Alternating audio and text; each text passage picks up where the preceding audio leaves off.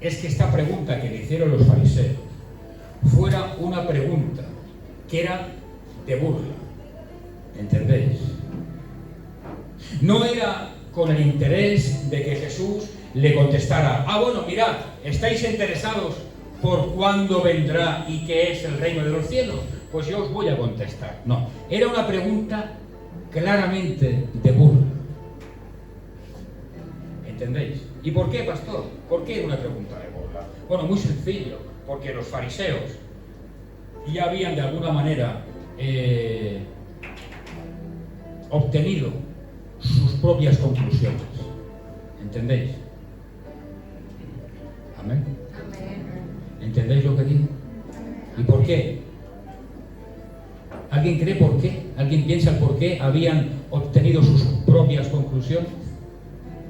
Muy sencillo, ¿no? Porque los judíos aún estaban esperando que viniera el Mesías.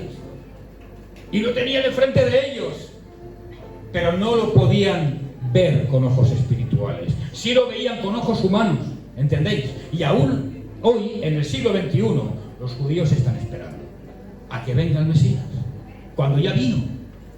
Por eso ellos ya habían sacado sus propias conclusiones. Entonces, ¿por qué le preguntan: oye, maestro? ¿Por qué le preguntan? Pues con espíritu de burla, para ver qué decía ese, que ellos pensaban que era un cualquiera. Ellos no lo tenían como el Mesías, ni lo tenían como Jesús. ¿Entendéis? Ellos lo tenían únicamente como alguien más. Amén. Amén. ¿Y a qué se está refiriendo? ¿A qué se refieren los judíos? Escuchad bien, porque es una introducción. Quiero ir a un lugar de la predicación donde creo que es para todos. Amén. ¿A qué se referían los judíos? Concretamente los fariseos, cuando le dicen: Señor, ellos le preguntan concretamente: ¿el reino de Dios? No, dice, preguntado por los fariseos cuándo había de venir el reino de Dios. Cuando dicen los fariseos y los judíos el reino de Dios, ¿a qué se están refiriendo concretamente? ¿Qué pensáis? ¿Qué pensáis que es el reino de Dios? ¿Qué pensáis que ellos pensaban que era el reino de Dios? ¿Sabéis lo que es el reino de Dios? Todos lo sabéis, ¿no? ¿No? ¿Hacemos una pregunta? ¿Sabéis lo que es el reino de Dios? Escúchame, mira. El reino de Dios no es algo que sea utópico, no es algo irreal. El reino de Dios es una realidad espiritual, sí, es verdad.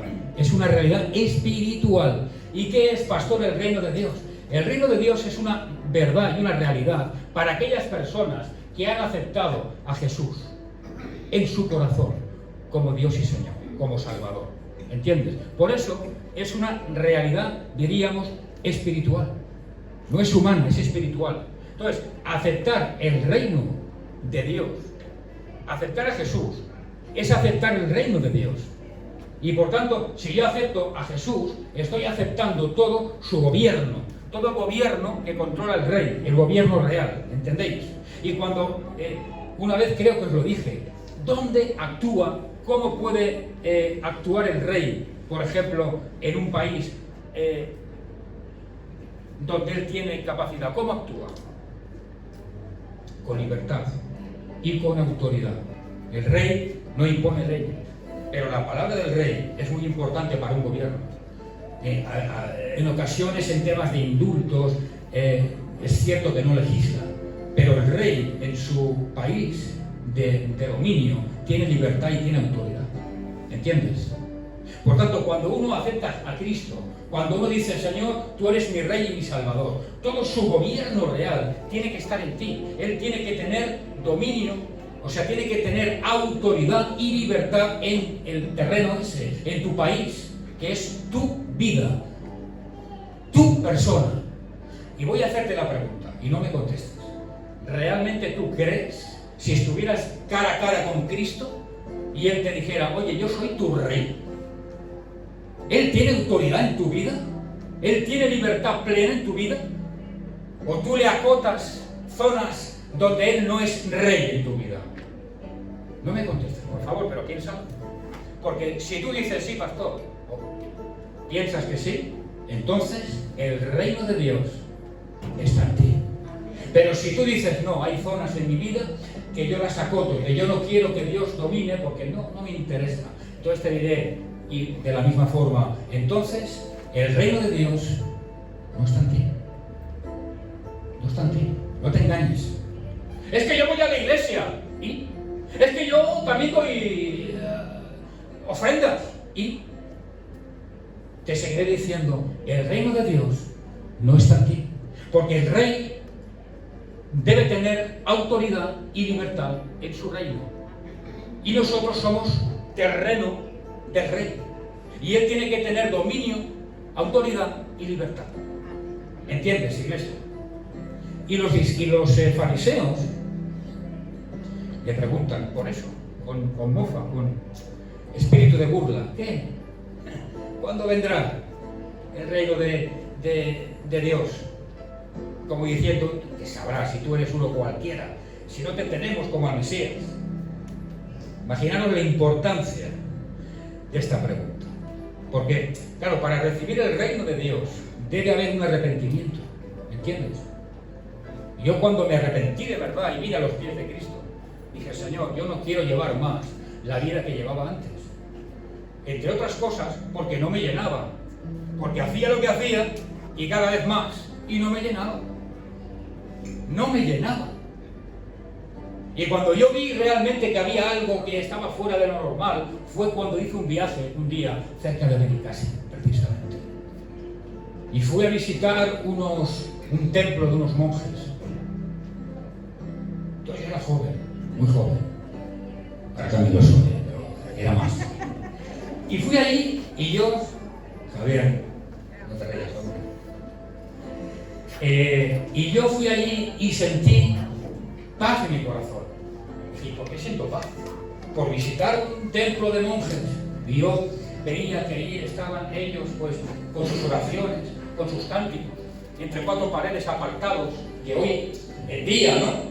De alguna manera comprendes lo que dice la Biblia y eso es totalmente anormal y antibíblico. El tesoro que hay en mi corazón no puedo arrinconarlo en cuatro paredes y ser yo santo para que otros no lo sean. No, hay que compartirlo. Pero en ese momento yo sentía paz. Creo que estaba mejor antes. Está como muy grave, muy agudo. Será por aquí. ¿Sí? Ah, bueno, perdón, pues será por aquí. Aquí hay un monitor. ¿Entendéis? Y yo allí me di cuenta de que algo pasaba. Yo sentía paz en un templo de monjes. Y yo me arrepentí en su momento. En el momento que tú te arrepientes, el reino de Dios ya forma parte de ti, o tú formas parte del reino. ¿Amén? ¿Comprendes el hecho, la importancia de esta pregunta, iglesia? Verso 20 dice, él respondió, el reino de Dios no vendrá con advertencia. Y escucha esto que te voy a decir.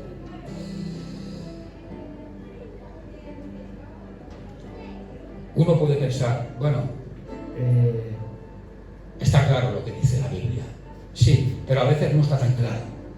Porque las palabras en la Biblia pueden ser ambiguas. ¿Y eso qué significa?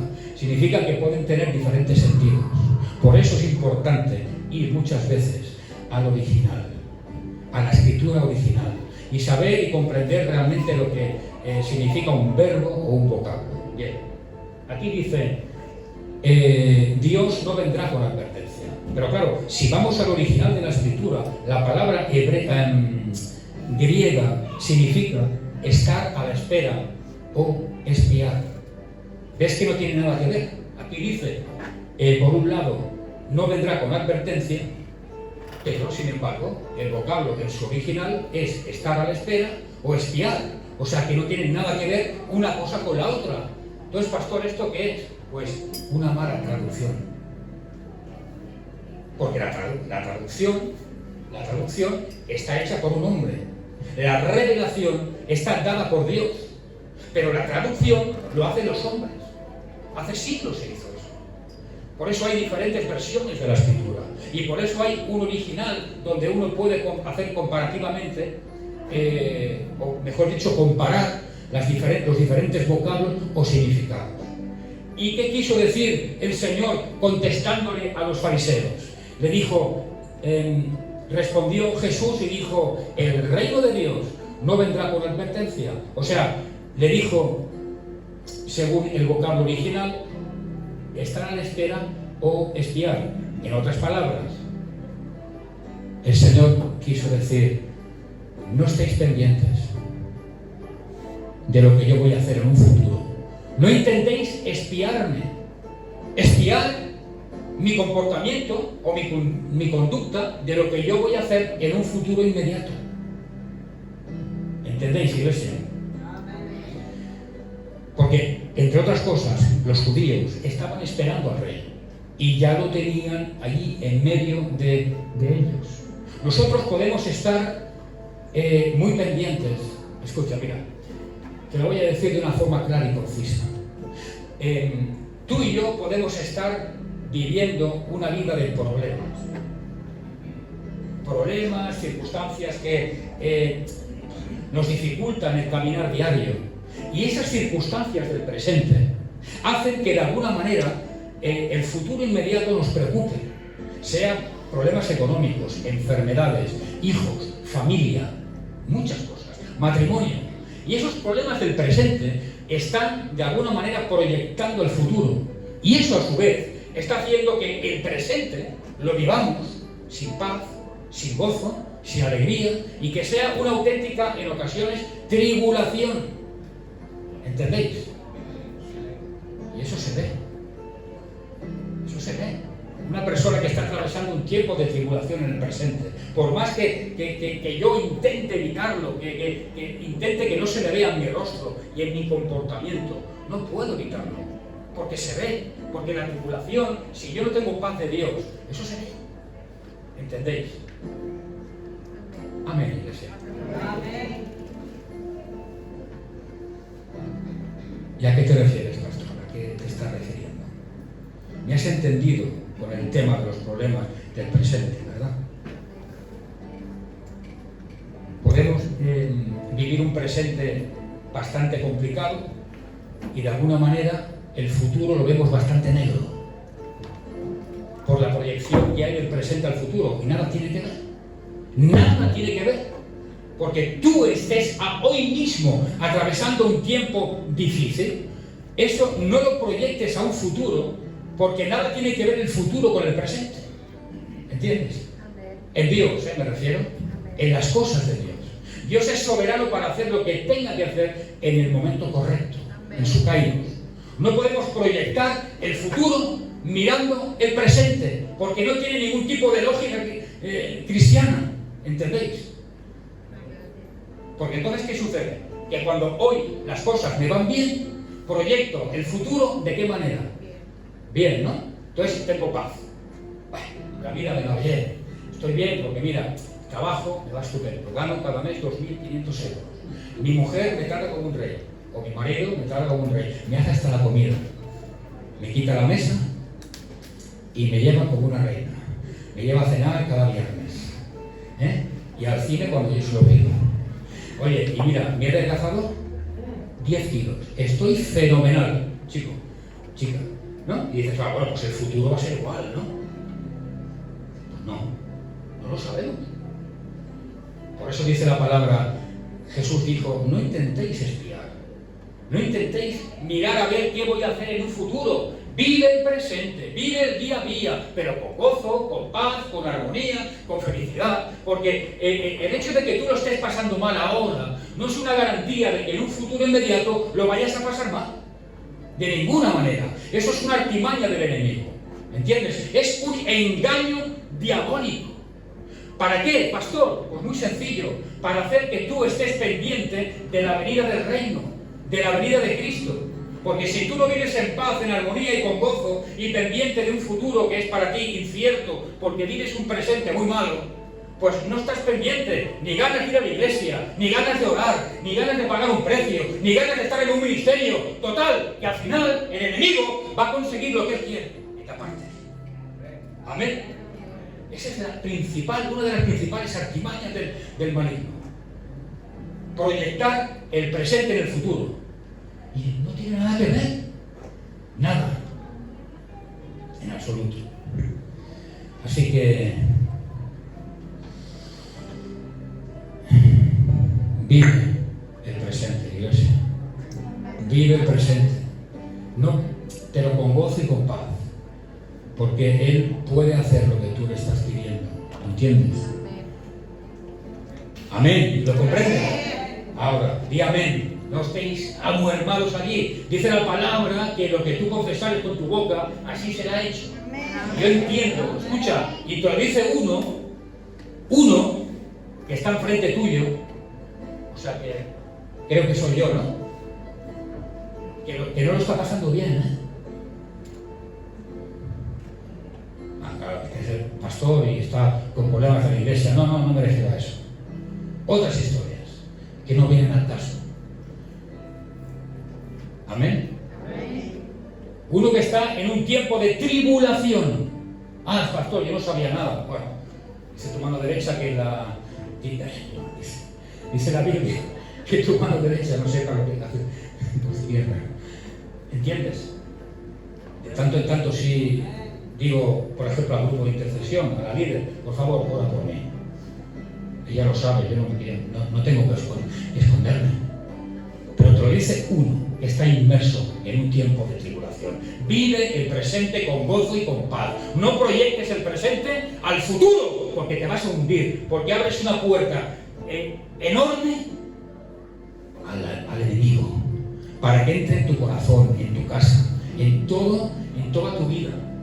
Y te prometo que va a intentar acabar contigo. Amén. Verso 21 dice: ni dirán, helo aquí o helo allí, porque he aquí el reino de Dios está entre vosotros. Escucha esto bien. ¿Qué dice la Biblia? Dilo tú, por favor. ¿Qué dijo el Señor? ¿Que el reino de Dios dónde estaba? Escucha, ¿pero quién lo preguntó eso? Los fariseos. O sea, los fariseos no eran creyentes. Y el Señor le dice: el reino de Dios está entre vosotros. ¿No? Así el Señor se equivocó. No se equivocó. Porque no significa esto. No significa esto. Aquí dice: el reino de Dios está entre vosotros. Pero si vamos al original de la escritura, significa que el reino en griego, que el reino de Dios está en medio, que es muy diferente. Una cosa es decir el reino de Dios, o deciros a vosotros, el Espíritu Santo está en medio de vosotros, o está entre vosotros. Es muy diferente. ¿Entendéis la diferencia? El Señor les dice eso, pero la realidad del significado es: el reino de Dios está en medio de vosotros. ¿Y a qué se refería Jesús? Él sabía que era una pregunta de burla. Y le dijo: si es que el reino está con vosotros. Porque el reino soy yo, Jesús. Y yo estoy en medio de vosotros. ¿Entendéis? Como diciendo, el reino lo tenéis en medio. Lo tenéis enfrente vuestro. Si vosotros, o sea, en otras palabras, tenéis la salvación si queréis, o tenéis la condenación también. Y la tenéis las dos cosas a un paso. Porque tenéis el reino enfrente mismo. Soy yo el reino, en medio. Si me reconocéis como a Cristo, seréis salvos. Pero si seguís como estáis de alguna forma afirmando, estáis condenados. Y tenéis el reino en medio. ¿Entiendes? Y escucha. Sí.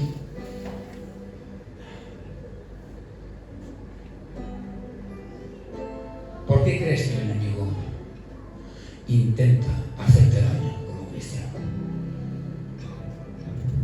Una de las principales virtudes que tú tienes es que eres alguien muy importante. Lo voy a repetir, ¿no? Porque creo que no lo habéis entendido. Sois alguien importante para el reino de Dios. Amén. Ahora sí. Y voy a decir por qué. Porque vosotros, como sois templo del Espíritu Santo, el reino de Dios está en medio vuestro. Y cuando vosotros tenéis contacto con gente no creyente, abre bien tus oídos.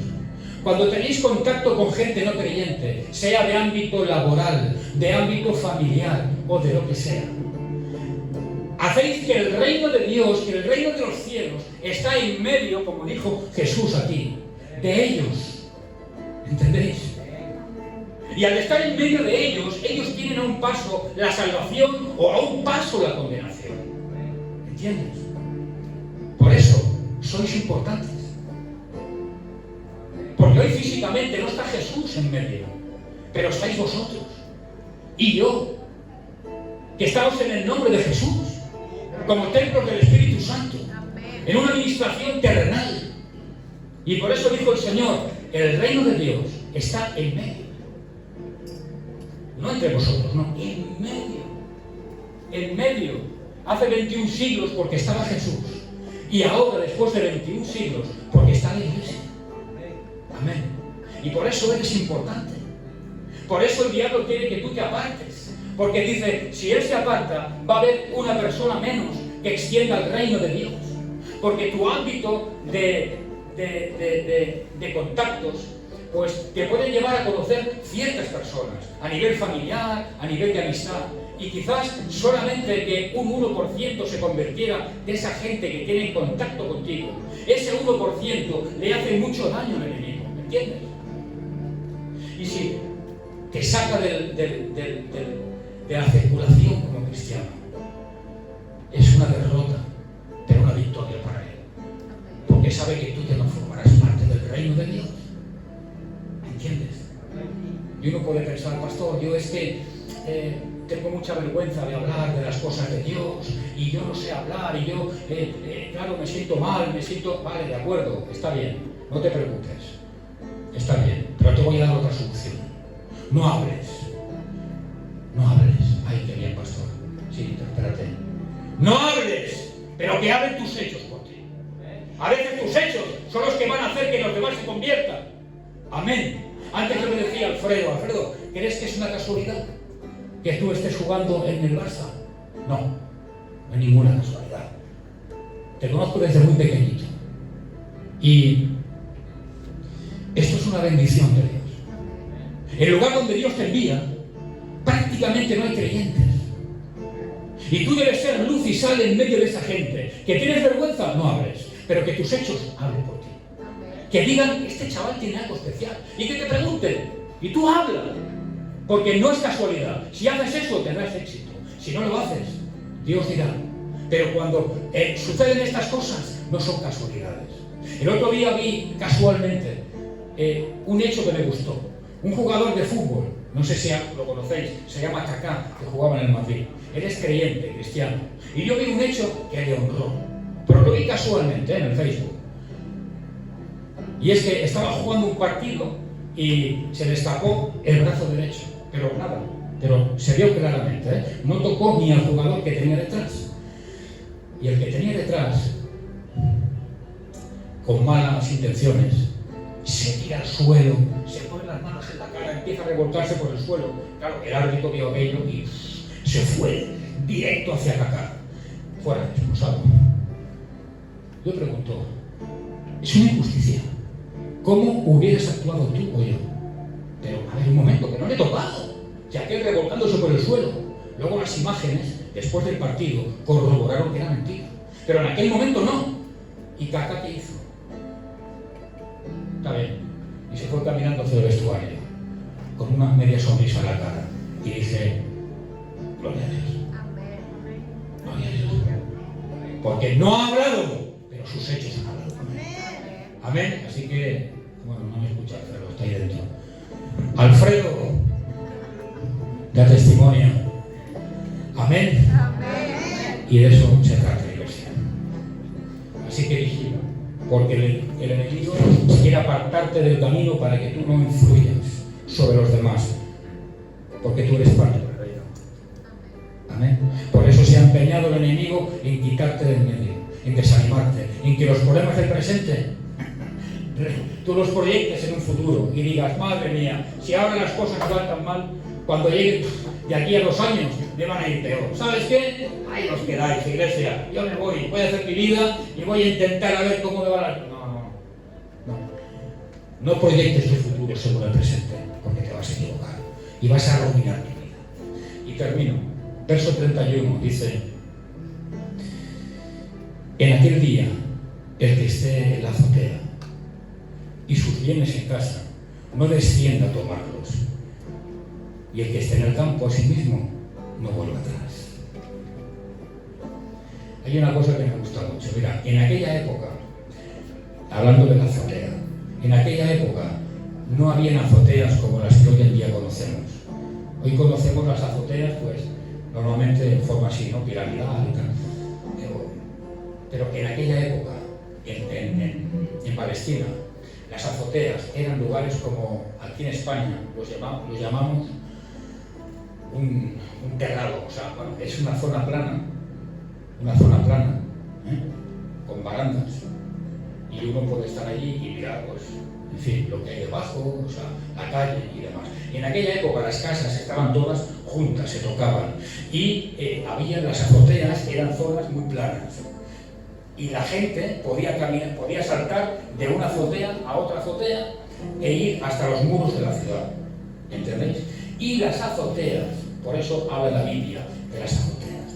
Las azoteas se hacían servir como lugares de reunión entre la familia y los vecinos, en lugar de la sala de estar. Eran unas costumbres que había, seguramente por el clima, seguramente por la cultura muy sociable de esta gente. En lugar de estar dentro, pasando calor, en el salón, iban a la azotea y se juntaban los vecinos, la familia, bebían algo, comían algo y allí pues pasaban su tiempo. Por eso habla la Biblia, el que esté en la azotea. Yo pensaba, en un principio, ¿no? Cuando yo me convertí, digo, bueno, en la azotea, ¿y para qué van a estar en la azotea? ¿Que están mirando el paisaje? No es por eso, es porque gran parte del tiempo esa gente la pasaba en la azotea. Amén, iglesia. Y escucha, aquí habla de la mujer de Lot. ¿Sabes por qué? En esta parte de la escritura, porque la mujer de Lot permanecía y permanece hoy en día en la vida de estas gentes como un monumento. Pastor, no te entiendo. ¿Un monumento? Si no se comportó. Un monumento, iglesia. Un monumento con respecto a las terribles consecuencias que esta mujer trajo para sí misma. Un monumento debido a la indecisión. Un monumento debido, y un ejemplo malo, debido de alguna manera a la desobediencia a Dios. ¿Entendéis? ¿Por qué? Y esto viene al caso, y mucho cuidado. Todos sabéis la historia de Lot y de su mujer. Un ejemplo porque precisamente la mujer de Lot fue destruida en el mismo límite, en el mismo, diríamos, umbral de la liberación, de la salvación. Y el que tenga oídos oiga. El Señor la quiso salvar. Ella fue hacia la salvación. Pero a punto ya de conseguir la salvación, pudo más el poder del mundo, el poder de las posesiones, del pecado, de las tentaciones, de lo que perdía, que estaba en su corazón, no había salido y miró hacia atrás. Y a punto de salvarse, murió condenada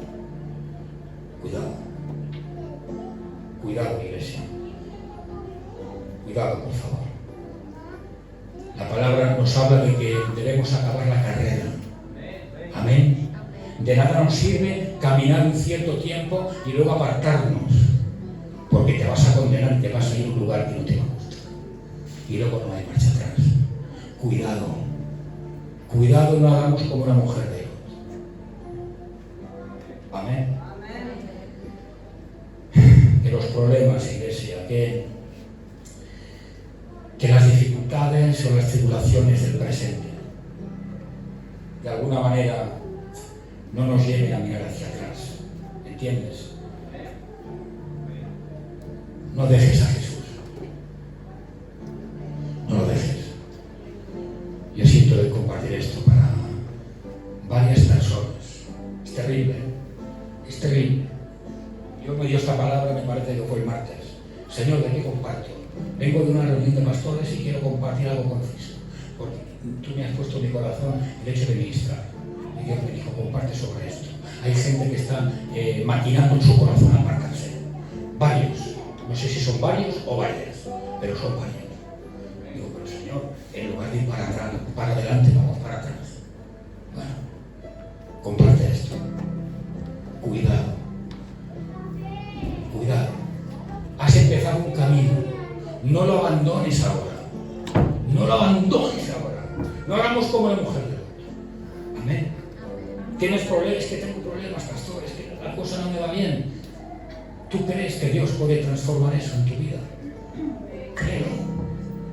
Porque si tú hoy lo estás pasando mal, no proyectes tu futuro inmediato según la visión que tú tienes del presente, según la percepción que tú tienes. La percepción es errónea.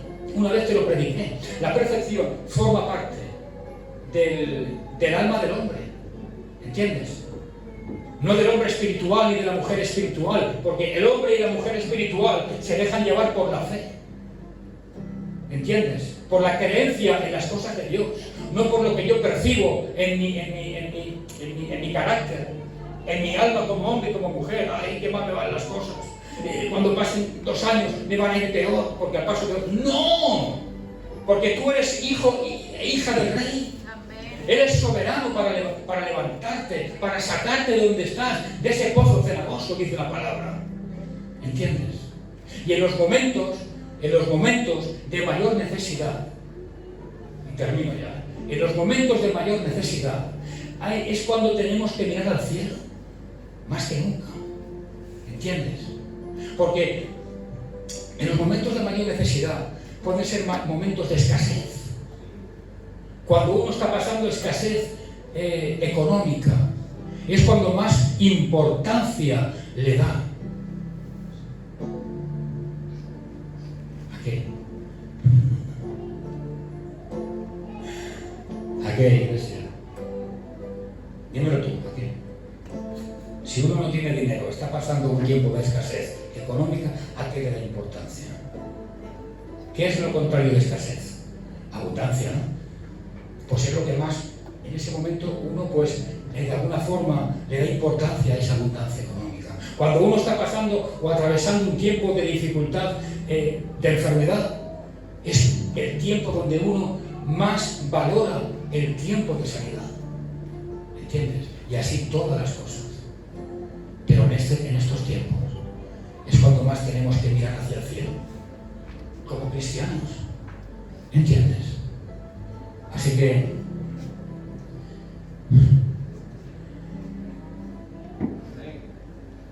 dicho queda, no te apartes de Jesús. Creo que Dios te ha hablado en esta mañana, porque te estás dejando engañar por la percepción del presente, y el presente no tiene nada que ver con el futuro, incluso ni el pasado, porque dice la palabra, un buen labrador no tiene por qué mirar hacia atrás, porque el surco que hace no lo hace recto. El labrador tiene que mirar siempre hacia adelante para hacer que el surco que está labrando sea recto. ¿Entiendes? No podemos estar pendientes del pasado.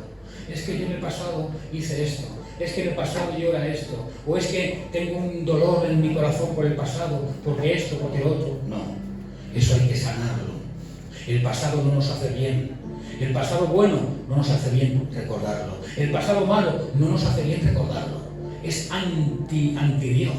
Dios nos ordena vivir el presente con gozo, con armonía, con paz y con felicidad. ¿Entiendes? Sin espiar el futuro, sin decir, Señor, ¿qué pasará en este futuro inmediato? No, vive el presente. Déjale el futuro a Dios. Él es poderoso. Él es el que da y el que quita. Y si has creído en Dios, deja que el Señor siga haciendo un milagro en tu vida. Amén. Señor y Padre, quiero darte gracias. Gracias, Señor, por permitirme compartir esta palabra con la iglesia. Tócanos.